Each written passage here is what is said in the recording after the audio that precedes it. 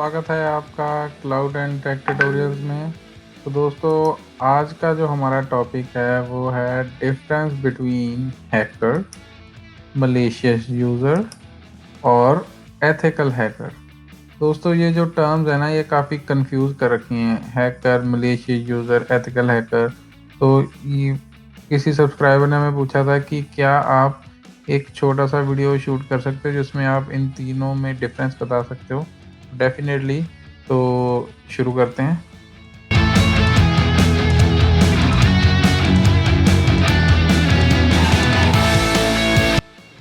तो दोस्तों, सबसे पहले स्टार्ट करते हैं हैकर।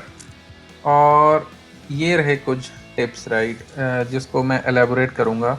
तो दोस्तों, हैकर हैकर ऐसे नहीं है कि आप एक मान लो कि मैंने पाइथन में I am a programmer, right, तो I can simply hack a system. नहीं, आपको प्रॉपर सिस्टम की फंक्शनैलिटी और उसकी वनरेबिलिटी पता होना चाहिए। ठीक है, जहाँ फिर आपको कुछ इनसाइट्स पता होने चाहिए उस सिस्टम के, जो आपने जिसे बोलते हैं ना कि एंड पॉइंट्स रख रखे हैं, जहाँ से आप उसको ट्रबल शूट करते हो, जहाँ ऑडिट करते हो, राइट। जब तक आप एक सिस्टम के साथ बहुत देर तक इंटरेक्ट नहीं करते, आपको इन आउट नहीं पता, उसको हैक करना बहुत मुश्किल होता है। तो एक हैकर कोई नेगेटिव वर्ड नहीं है। आजकल सिर्फ इसको एक नेगेटिव फ्रेम ऑफ माइंड से देखा जाता है। हैकर्स अपने आप को 3 कैटेगरीज में जनरली डिफाइन करते हैं: white hat, grey hat and black hat, right.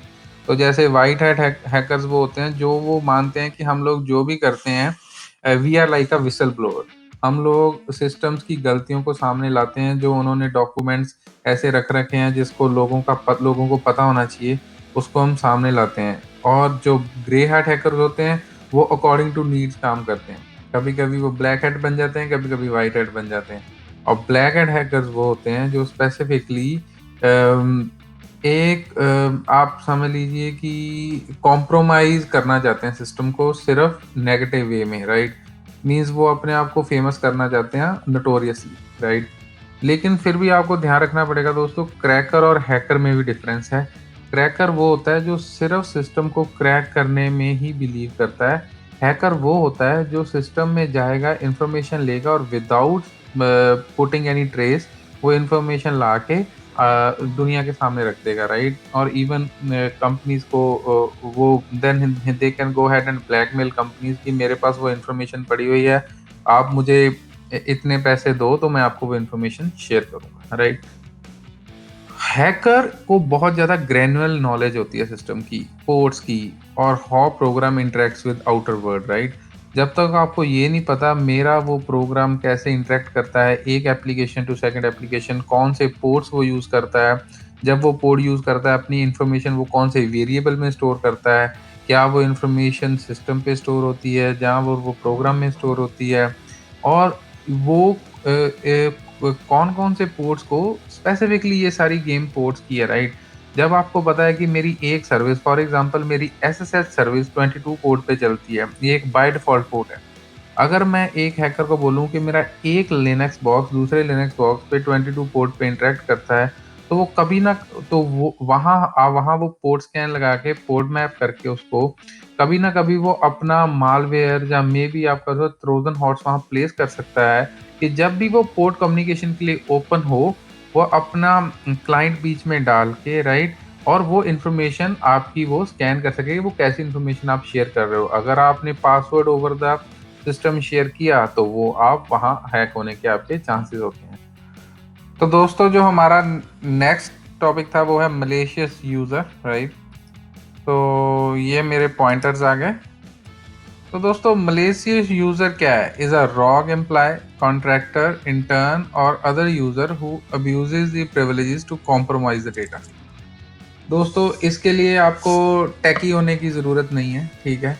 आप किसी एक कंपनी के, मे बी आप सिक्योरिटी ऑफिशियल हो सकते हो, मे बी आप एक एचआर भी हो सकते हो, ठीक है। आप किसी तरह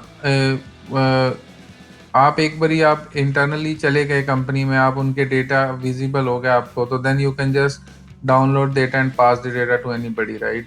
तो अगर कंपनी की इंटरनल सिक्योरिटी पॉलिसीज अच्छी नहीं है तो मलेशिया यूजर मोस्ट हार्मफुल हो सकते हैं, because then they can bypass all the external security policies, right. और सिंपली जाके आप डेटा दे सकते हो। जो बड़े बड़े हैकिंग इनिशिएटिव्स होते हैं जो ग्लोबली चलते हैं, तो वो क्या करते हैं, कंपनीज के जो लोग हैं उनको they try to buy them out और उनको मलेशिया यूजर बना लेते हैं। तो मेजर डिफरेंस क्या है, जो आपके मलेशियस यूजर हैं दोस्तों, they are not actually hackers, right. They may be a simple person who just know how to open the box, okay, who just know how to go into database and put the pen drive in, और सारा data download करो और you just send that data to the respective people, okay. तो ये बहुत important है। Normally लोग बहुत मलेशियस और हैकिंग को मिला देते हैं, बट ये दोनों डिफरेंट हैं। और मलेशियस यूजर्स आपके किसी भी वर्टिकल के हो सकते हैं, ज़रूरी नहीं है वो टेक्नोलॉजी के हों। अगर वो कोई सिक्योरिटी ऑफिशियल है जो डेटा सेंटर में जा रहा है, अगर उसने मान लो एक आपकी टेप, जो आपकी स्टोरेज टेप है, उसको मूव कर दिया जिसमें सारा पीआईए डेटा पड़ा है और वो शेयर कर दिया कंपनीज के साथ, तो वो भी एक तरह की आपका डेटा कॉम्प्रोमाइज ही है। ठीक है दोस्तों, तो होपफुली आपको दोनों में डिफरेंस समझ आ रहा होगा। तो दोस्तों लास्ट हमारा टॉपिक है एथिकल हैकर, राइट। तो ये आ गए मेरे एथिकल हैकर के पॉइंटर्स, ओके। सो दोस्तों जो एथिकल हैकर है वो एक ऐसा प्रोफेशनल है जो हर वक्त वनरेबिलिटीज़ की स्टडी करता है। उसके पास हर वनरेबिलिटी का रिपोर्ट होता है, all over the operating systems, all over the applications, और वो उस रिपोर्ट को प्रोएक्टिवली फॉरवर्ड करता है अपनी ऑर्गेनाइजेशन में, और वो साथ साथ कॉन्टिन्यूस पेनिट्रेशन टेस्टिंग और ऑडिटिंग करता रहता है to expose any such vulnerability, और फिर वो फोर्स भी करता है कि आप उसको क्लोज करो, राइट। लेकिन आपको याद रखना पड़ेगा कि ethical hacker existing ongoing projects को डिसरप्ट नहीं कर सकता। ये नहीं है कि आपने कोई पोर्ट स्कैन चलाया और आपने कुछ ऐसा, फॉर एग्जांपल कि आप सिस्टम यूज़र को के पासवर्ड को डिक्रिप्ट करने लग गए, आप उसको अटेम्प्ट कर रहे हो और उस चक्कर में आपने सिस्टम यूज़र को लॉक कर दिया, और उसके बाद वो सिस्टम से चल रही जितनी भी एप्लीकेशन है वो सारी डाउन हो गई, राइट। आपको ऑडिट करना भी है, लेकिन आपको बड़े ध्यान से करना है, जो ये ना हो कि आपके एग्जिस्टिंग प्रोजेक्ट्स डिसरप्ट हो, राइट। एथिकल हैकर के मेन दो एरिया हैं जिसमें वो काम करता है, एक तो कॉम्प्लायंस होता है और एक होता है सिक्योरिटी। उसको मेनली ये देखना है कि मेरी अगर एप्लीकेशन सॉक कंप्लायंट है तो वो सारे बेस्ट पॉलिसीज फॉलो कर रहे हैं कि नहीं। अगर मेरी एप्लीकेशन निस्ट कंप्लायंट है तो वो फॉलो कर रही है कि नहीं, सॉक 1 है, सॉक 2 है, CIS है। आजकल क्लाउड में बहुत ज़्यादा एप्लीकेशन होस्टेड हैं, तो क्लाउड के लिए एक डिफरेंट CIS पॉलिसी है जिसको जिसको इम्प्लीमेंट करना बहुत ज़रूरी है। क्लाउड के साथ साथ एक और बहुत इंपॉर्टेंट वर्टिकल कवर होने लग गया आजकल, जिसे बोलते हैं सोशल इंजीनियरिंग। तो आपको पता है कि हम लोगों के पास कितने सोशल प्लेटफॉर्म्स हैं जिससे हम इंटरेक्ट करते हैं।